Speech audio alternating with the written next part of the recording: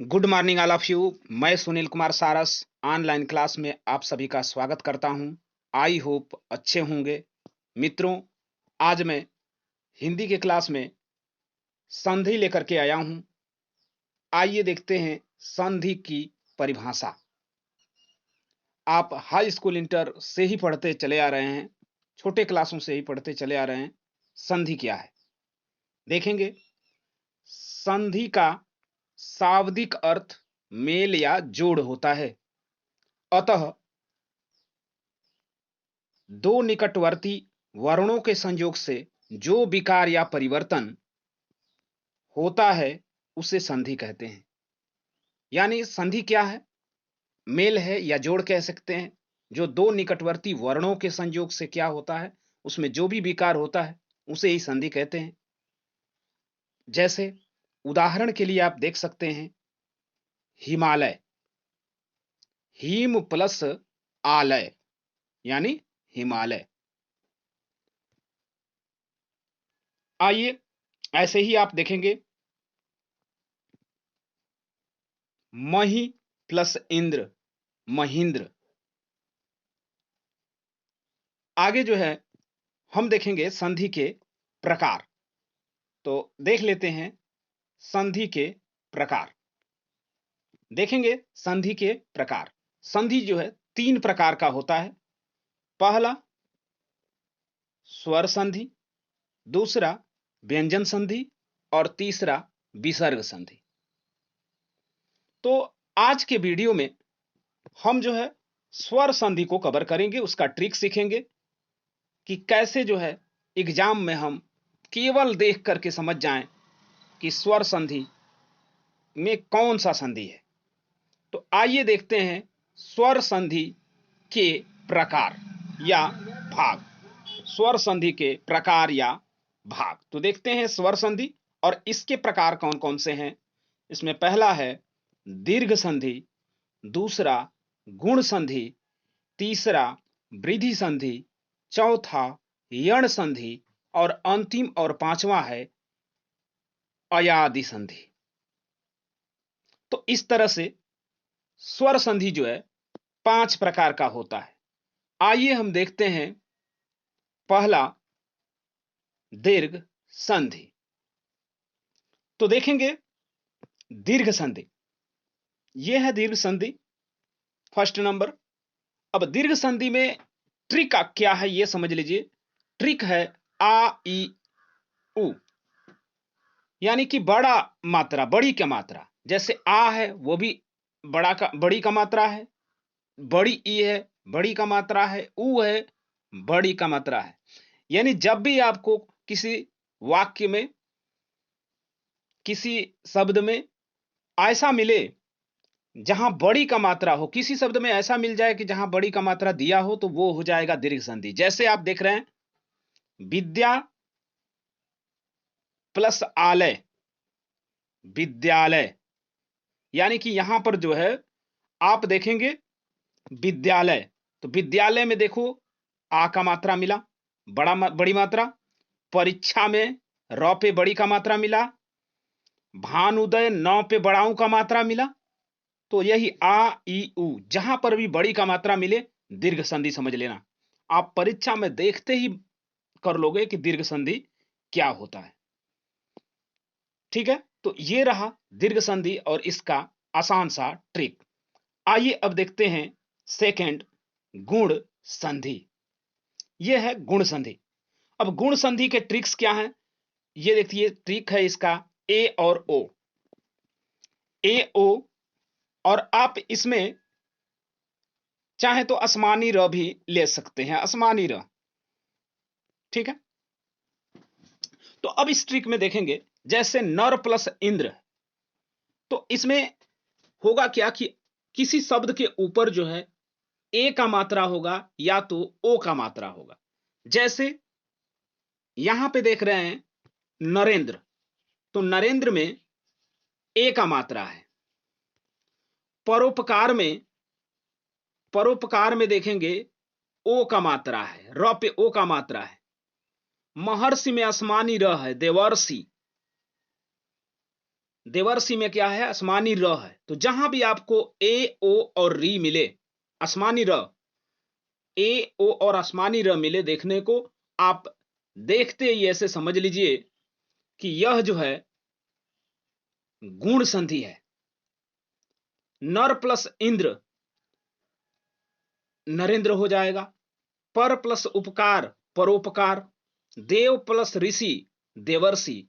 तो इस तरह से आप गुण संधि को समझ सकते हैं कि गुण संधि में ट्रिक है, जहां पर ए का मात्रा हो, ओ का मात्रा हो और आसमानी र ऊपर की तरफ, तो वह जो है गुण संधि हो जाता है। आइए देखते हैं नेक्स्ट, तीसरा वृद्धि संधि। जी हां, तीसरा देखते हैं वृद्धि संधि। तो वृद्धि संधि का ट्रिक क्या है? देखिए, वृद्धि संधि में एक मात्रा की वृद्धि हो गई है। जैसे वहां पर ए था, अभी आपने देखा कि जो पहला संधि गुण संधि था उसमें ए और ओ है, जबकि वृद्धि संधि में देख रहे हैं अय और औ है।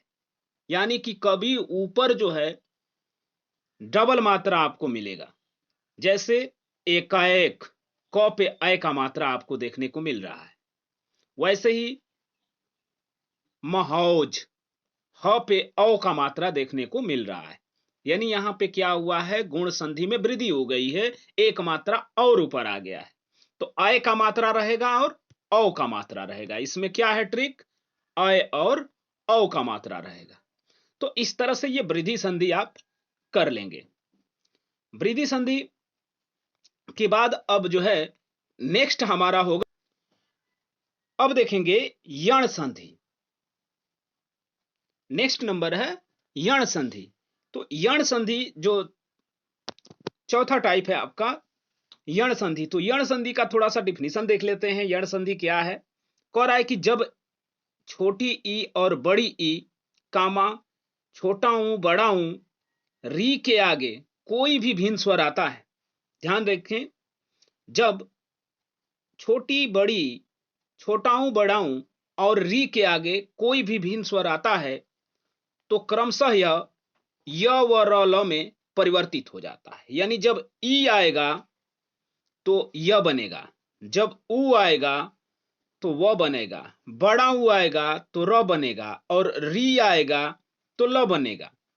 ऐसे में वो क्रमशः परिवर्तित हो जाता है। इस परिवर्तन को ही बेटा यण संधि कहते हैं। तो इस तरह से आपने देखा मित्र कि यह जो है यण संधि कहलाता है। आइए इसको और जो है हम समझ लेते हैं कि कैसे ये बनता है। तो देखेंगे,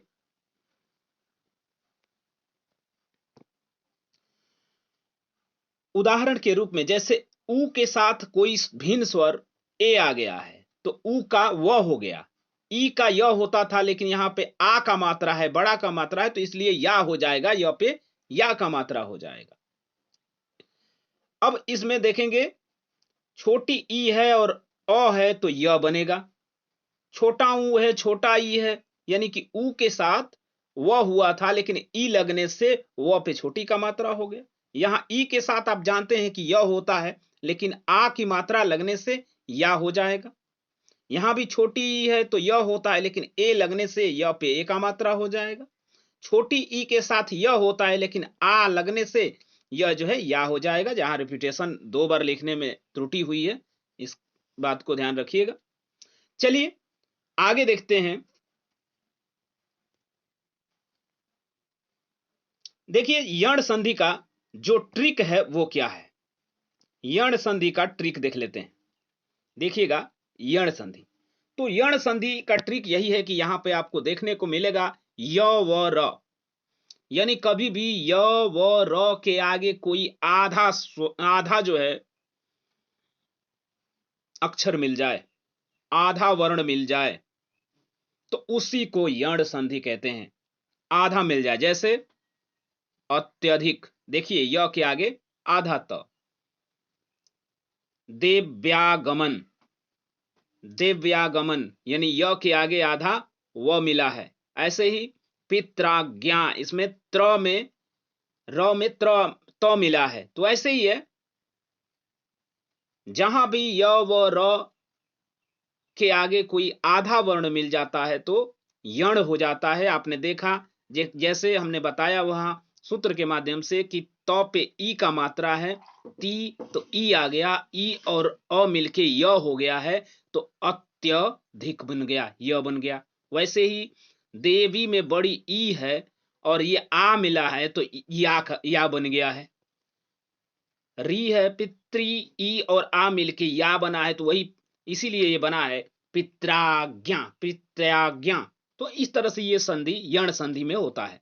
तो यण संधि में बस आप ट्रिक याद रखिए कि य व र के आगे अगर कोई आधा जो है वर्ण आता है तो वह क्या होता है, यण संधि होता है। अब देखेंगे अयादि संधि। अयादि संधि, तो अयादि संधि की परिभाषा थोड़ा सा देख लेते हैं। पांचवा और अंतिम है अयादि संधि, यानी कि जब ए ऐ या ओ औ, जब ए ऐ या ओ औ के बाद कोई भी भिन्न स्वर आ जाता है तो ए के स्थान पे अय हो जाता है, आय के स्थान पे आय हो जाता है और ओ के स्थान पे औ हो जाता है। ऐसे ही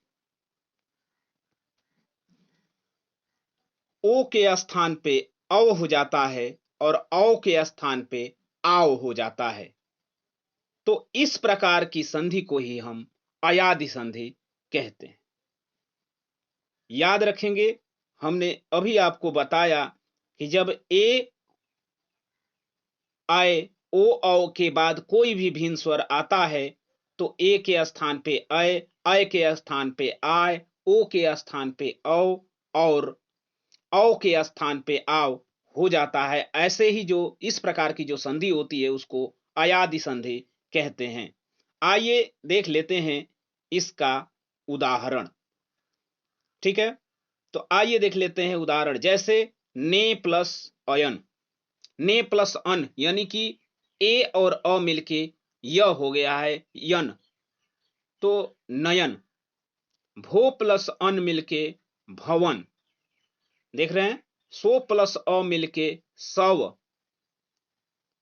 विधेय प्लस अक मिलके विधायक। तो इस तरह से ये बन जाता है। आइए इसका ट्रिक देख लेते हैं। अयादि संधि का ट्रिक क्या है? तो ट्रिक यह है कि इसमें अय, आय, अव, आव देखने को मिलता है। यहां पे अय, आय, अव, आव देखने को मिलेगा। जैसे ने प्लस अन, ए और अ मिलके अय हो गया है तो देखिए नौ में अय हो गया नयन, तो नयन मिल गया। गए, आय और अ मिल करके आय हो गया है तो इसलिए आ गया गायन। पो प्लस अन मिलके अव हो गया है, ओ और अ मिलके अव हो गया है, इसलिए पो प्लस अन पवन हो गया। ऐसे ही सौ प्लस अन, औ का मात्रा है देखेंगे तो इसलिए आव हो गया है और सौ प्लस अन यानी कि सावन बन गया।